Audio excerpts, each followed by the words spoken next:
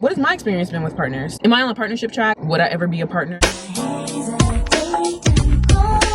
I'm your sister and always for you.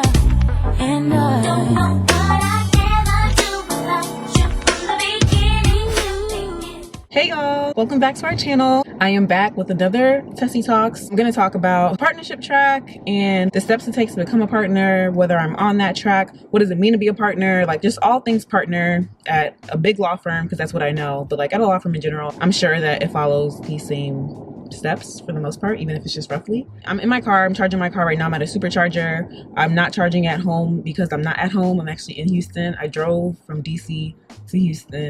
Yes, you heard that right. I drove all the way from DC to Houston. It took 2 days. I did that because I'm gonna be in Houston for like a month and a half and I wanted to have my car with me. So the Airbnb that I'm staying at, they don't have charge ports. So unfortunately, every time I need to charge, I have to come all the way to the supercharger and charge. It's very inconvenient. It's very annoying. I miss just kind of charging in my garage, but it is what it is. Let me just get into what is a partner. First, I'll just start with that. What is a partner? So a partner is someone who literally has an ownership stake in the firm. So when you are promoted to partner, there's a lot to talk about with this actually. One way to become a partner is to be promoted into partnership. All the partners vote on an additional attorney becoming a partner. I think the vote has to be unanimous, but maybe that changes based on the firm. So you don't just like ease your way into partnership. You actually have to buy a stake. So I don't know if y'all watch Suits, but one of the first scenes in Suits, Harvey actually gets promoted to partner and he has the money right there ready for him. I think it was like $1 million, or I can't remember what the show was like, kind of fake, but I guess that part was real in terms of him having to actually buy a stake in the partnership. I don't know if it's $1 million. I don't know how much it costs, but you buy yourself into partnership and that's how you become an equity owner of the firm. There are wrinkles to that because there are some places that have non-equity partners and like there are all these wrinkles, but I'll just kind of speak generally and then I'll get into all that. Get promoted, all the partners vote you in, and then you buy your stake in the firm and you are an owner of the firm. To be a partner, you're not a CEO, you're not just a boss, you own the firm. This is now your company, you have your ownership stake. When you get paid, you're no longer getting paid a salary. Because they're not employees technically of the firm, I'm pretty sure they have to get their own health insurance. I think I've heard that before. So yeah, you're not an employee, you're not a boss, you're not an executive, you own the firm. So that's an important distinction. That's what it means to be partner. There are different kinds of partners. There are managing partners. That means that you are like kind of what it sounds like, the manager of the firm. If he found the firm, like there are founding partners, and those are the people that literally started the firm from scratch. So they didn't have to get voted in or anything like that. They became a partner because they started the firm. They started it as partners. That's what it means to be an equity partner. A non-equity partner is someone who is still promoted to partnership, but because they didn't buy in, so they don't own the firm. So that's more of like a title. There are responsibilities and stuff that come with it, but it's called non-equity partnership because generally when we think of partnership, it's someone who owns the firm. But yeah, so that is what it means to be a partner. It's a very interesting role because I feel like with a lot of jobs, if you're working at a company, you kind of have like one clear boss, and then they're like the hierarchy, I don't want to say the hierarchy is more clear, but you have one boss and you say like, this is the boss, this is the CEO, this is the person I report to.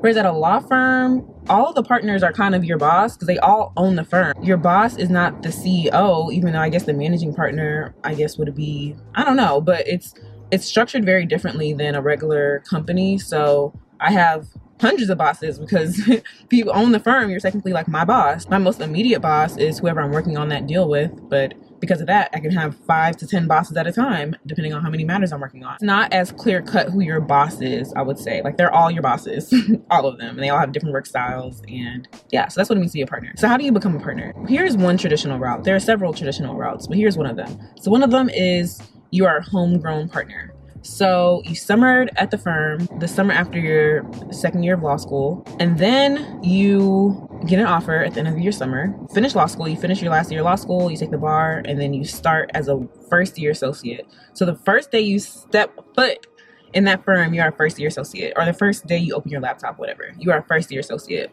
First year associate doesn't mean you worked there a whole year, like, because that can be a little bit confusing. It just means that you are in your first year of practice. So right now, the class of 2021, what year are we in? Yeah, the class of 2021 right now, they are first years. Class of 2022, they are nothing right now because they're studying for the bar.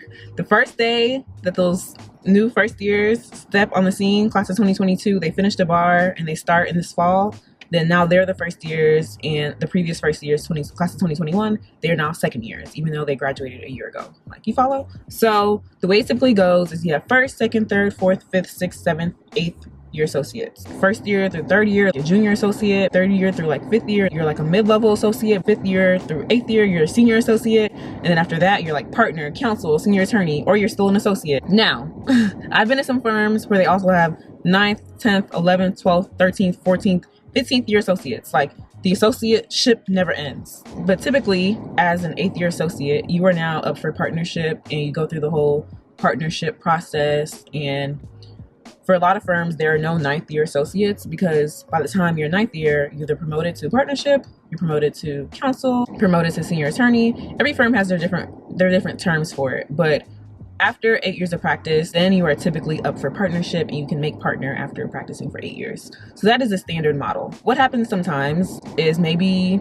you didn't make partner. Maybe they didn't think you can get business, or whatever the case is. I don't know step for step what the partnership, that whole process is. I know that it lasts a long time, and there are things you can do to make yourself look better for a partnership, and I'll get into that. But some people don't make partner. Some people make counsel. Some people want to be counsel. Some people are counsel because they don't work a full schedule and they're 80% or 70%, or they don't want to get business. They just like the substance of the work. So you're counsel. Counsel is not, you're not on the same level. Like, I hate to say this, but respect-wise, it's not the same as partnership. Like, partners are like the top dogs, and then like it's counsel. You can become a counsel. Some people's by choice, some people's not by choice. It is what it is. Some places call it special counsel. It's all the same thing. So that's one thing. In my last firm, they had even a step below that, which were called, what were they called? I think they were called senior attorneys. Yeah, I think the specific title was senior attorney. So you're not partner because you didn't buy into the firm, you didn't get promoted to partnership. You're not counsel. I think the difference between senior attorney and counsel at my last firm was just a difference in pay and in like title, you know? I don't know besides that what the differences and responsibilities would be. But who knows? I know that one senior attorney I worked with, he kind of had an alternative schedule where he actually only worked at the firm for like 8 months out of the year or something like that. Another person I know that got promoted to senior attorney at my last job, she wasn't full-time. So I think it's one of those alternative, like, you're senior enough, you have a lot of knowledge, and we have use for you. You don't necessarily bring in business. Like, partners are bringing in the business. Or you get to the end of your 8th year. This is at some firms. It's the end of your 8th year, and then they don't want to promote you to a partner. They don't want to promote you to counsel. Don't want to promote you to staff attorney or senior attorney, whatever titles they have, and you get the boot. And sometimes they'll be like, you have 3 months to find another job. Which is, I mean, to me, that's a little bit gracious. I'm like, 3 months, like, that's a long time to find a job. Like, as a lawyer, with our skill set, you can find a job pretty easily. But then at the same time, you've been giving your heart and soul to this place, and your time. Y'all know how time consuming our job is. Giving all your time to this place, and then it's like, oh, you get 3 months and you're out of here. So, you know, it's kind of, yeah, that's the process. For some people, it takes longer. So not everyone gets partnership after their eighth year. Sometimes people have lateraled. So a homegrown partner, like I said, you started from like summer associate all the way until partnership. Some people lateral. Some people have changed practice areas. So it's not really realistic that they're just going to jump into that new practice area and be ready to be a partner. So it doesn't take 8 years for everybody. Actually, it takes longer for most people, probably, even though 8 years is like what they tell us. I know someone right now, she's probably like an 11th year associate. She's trying to get partnership. So it's not always like 8 years and then your partner. It takes longer. And that's why some places have the non-equity partnership route, because they'll make you a non-equity partner after like 7 or 8 years, but then you're still in that process, and eventually, like, sometimes they get promoted to partner. So yeah, that's all of that. So some of the common questions I get about partnership: one, people have asked me like, oh, once you become a partner, you work so hard, do you then work less? And the answer is no. They definitely work more than the associates do.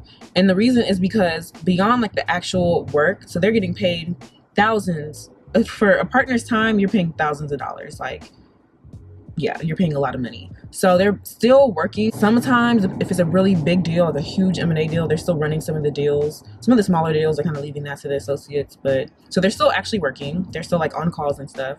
They're also doing business development. So they're bringing in work. So they're doing like the client dinners, the baseball games, all that type of stuff. So, and then they're also running the firm. Like they're on committees, they're on compensation committees, they're like sending communication to associates. So it's not like you become a partner, you do all this hard work, and then it's like, now you get to chill. Like that's when the real work begins. So that's one myth I just want to bust, is that it's not like you become partner and you work less than we do, that y'all see us working. I'm positive that they work more than we do.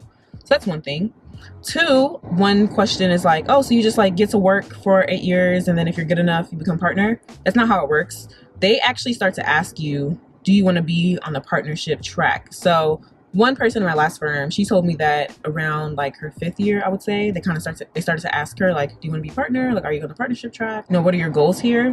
Because you have to start doing that business development stuff for them to see that you're going to be able to be a partner. Like you just being able to run a deal, being able to have good client engagement, having the substantive knowledge is really only part of being a partner. The big part is also managing a book of business. Now, like the client didn't pay, you're the person that's gonna like get the client to pay. A whole nother skill set that you have to become a partner. They kind of start trying to groom you. Well, if you're lucky and if they like you, you know, they're gonna try to start grooming you for that pretty early. For some firms, if you're on the associate committee, as an associate, that's a good sign that you're on partnership track. You're taking that level of like leadership and responsibility. For some firms, if you are, what is it called? So every summer,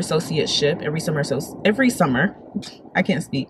Every summer, they kind of have those senior attorneys that lead the summer and that are the faces of the summer, and they kind of guide the summer associates. They're the ones that introduce you. They're the ones that run the whole summer program. That's a huge step to becoming partner. That's one of the things they want you to do. Kind of like showing your stake, you know, showing your stake in the firm, showing like it's a huge time commitment. It's thinking this job is already a time commitment. It's a huge time commitment when you're trying to be partner, because for that year or two, you are doing all those things I just mentioned. You're like running the summer program, you're doing all these trainings, you're doing business development. Like they're trying to really see if you would be qualified as a partner. And you could do all of that and still not make it. So that's what it takes to become a partner. Am I on the partnership track? I would say I'm not off the partnership track. Like I am working full time. I think one of the ways you kind of get off of it is like people that work like 80% schedules or 70%. I'm full time. I'm a 3rd year though. So like I'm not senior enough yet for people to start kind of nudging me and being like, so do you want to be partner? Because if so, we got to start, you know, having you do all this other stuff. I'm not there yet. I think I still have like a year or two before like people would even kind of start questioning me on that. I guess I'm not on or off of it. I know that's like a weird answer, but I'm not on it in a sense that like I'm not on an associate committee. I'm not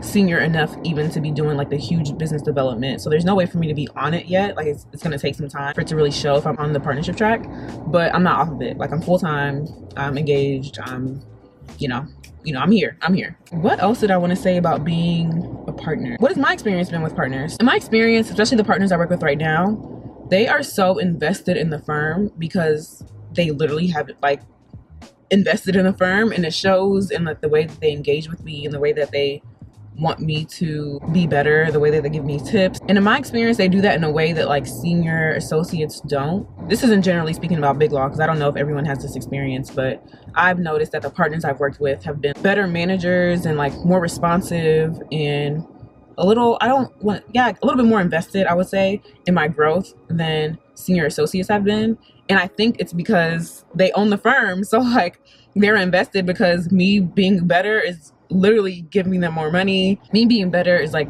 good for them in the long run. Me working harder and longer is more money in their pockets, literally more money in their pockets. Like they get paid by how many hours the associates work and how many hours they work. In my experience, I can tell that they own the firm, if that makes sense. Like, and even in the career advice that they give, it usually tends to be geared towards big law and staying at the firm and finding ways for like the firm to meet your needs. And that's because you staying at the firm is like in their best interest, in their best financial interest. Would I ever be a partner? I'll never say never. I will say that I didn't go to law school thinking I was going to be a law firm partner, but a lot of the partners I talked to, they also didn't go to law school thinking they would be a law firm partner. Yeah, that's that. To give y'all hard numbers before I kind of end this video, because I have somewhere to go and my car is like pretty much almost done charging. Typically an associate is supposed to work like 2,000 hours a year. That's like the standards. People work more than that. Some people work less than that. The standard is like 2,000 a year. The year before you become partner, I've heard you're going to work at least 3,000 hours. At least. So y'all, it's intense. It's a lot. It's like you really, really have to want to do it. You have to really, really want it. And you have to not really have other responsibilities going on outside of work. Like, I don't see how it's possible to work that much if you have anything else in life going on. So, oh, I didn't even talk about pay. I'm tripping. They get paid millions of dollars. I think in Big Law, payout ranges from like 2 million to like 7 or 8 million a year, something like that. So every deal that I say that I'm working on, every time I say I have a client, it's not technically my client and it's not technically my deal. It's the partner's deal, because clients usually belong to the firm, and like, who owns the firm? The partners. The partners are the firm. So it's the firm's client, it's the firm's deal, or it's that partner's client, that partner's deal. Depends on how the firm is set up. But it's never truly my deal or my client. I'm an employee of the firm. Hopefully that makes sense. So yeah, that's how you become a partner. That's what a partner is. They own the firm. They own everything. They're not just my boss. They are the owners. It's just a whole different ballgame. That's it. That's all I have to say about partnership, the partnership route. I hope you learned a lot. Hopefully y'all enjoyed this video. Hopefully y'all enjoyed the second Tessie Talks. Let me know what other topics that y'all want me to talk about. I love these videos. I love just like coming on here and turning this on and just talking about a topic. So just let me know what you want to hear about and I will deliver. Thank y'all for watching and see y'all next time.